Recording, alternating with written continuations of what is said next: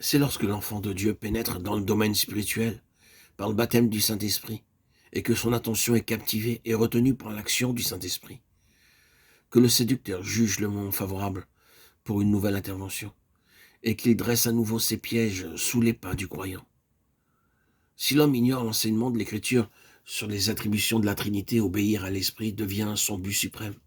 Et toute l'ambition de Satan, c'est alors de contrefaire les directions de l'Esprit, et même le Saint-Esprit, pour ramener à soi celui qui pense lui avoir échappé, pour paralyser son action contre les puissances du mal, et le rejeter dans le monde. En tout cas, le détourner d'un service actif pour Dieu.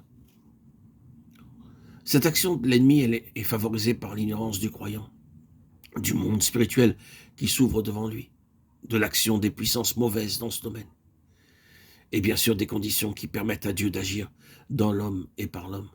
Pour les chrétiens qui ne sont pas instruits dans les choses de Dieu et qui ne sont pas préparés, cette époque est pleine de périls. Avant que de recevoir le baptême du Saint-Esprit, les disciples avaient été 3 ans durant à l'école de Jésus.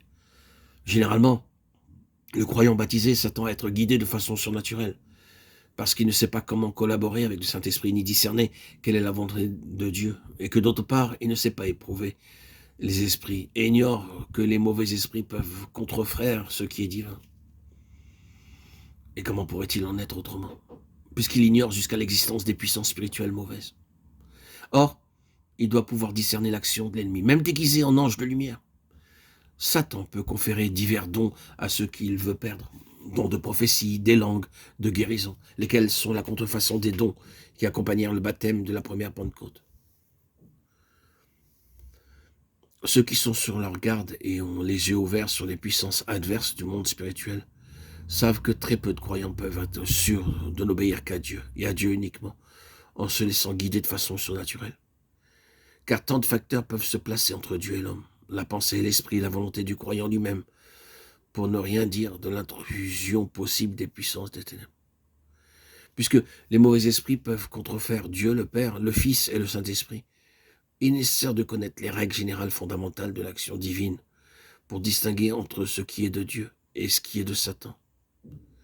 Il y a un discernement des esprits, qui est un don spirituel, mais il y a aussi une connaissance doctrinale, 1 Jean 4:1, qui fait reconnaître que telle ou telle doctrine vient de Dieu, et que telle autre émane de l'abîme, qu'elle est une doctrine de démon, 1 Timothée 4:1. Le don de discernement des esprits révèle quelle sorte d'esprit est à l'œuvre. La connaissance éprouve les esprits, et elle est d'ordre doctrinal. C'est-à-dire que le croyant doué du don de discernement, s'il n'a pas en même temps la connaissance, sait bien quand les esprits menteurs sont à l'œuvre, dans une assemblée ou une personne. Mais il ne peut expliquer ce qu'il sait. Il est incapable d'analyser les doctrines enseignées par l'orateur.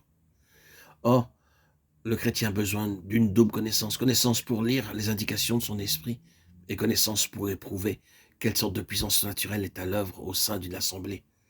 Cette puissance est-elle divine, malgré toutes les apparences du contraire, ou bien émane-t-elle de l'abîme? La doctrine est-elle divine ou diabolique?